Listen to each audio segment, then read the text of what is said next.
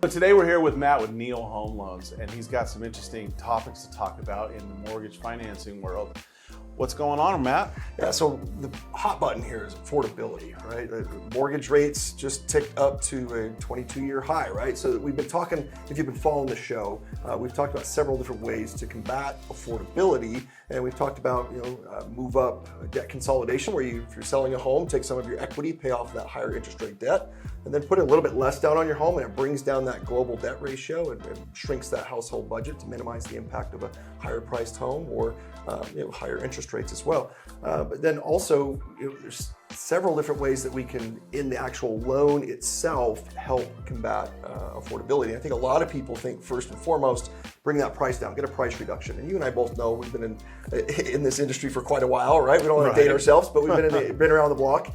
That's not always the best strategy. And whereas instead of a price reduction, it works so much better in the buyer's favor to combat affordability if we can get some seller credits instead of that price reduction. So for example, if we got a 3% price reduction on a home, that brings our cash to close down a little bit and our monthly payment a little bit.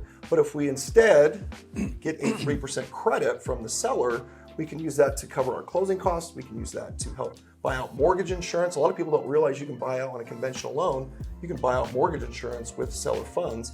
Or the one I love right now with this higher interest rate market is the 2-1 buyout. So again, on that, right, your interest rate for the first year is 2% lower. For year 2, it's going to be 1% lower. We're using the seller's dollars to supplement your interest for that first 2 years, because that's kind of the target. 12 to 18 months is kind of the expectation for when we're going to see lower rates in the future.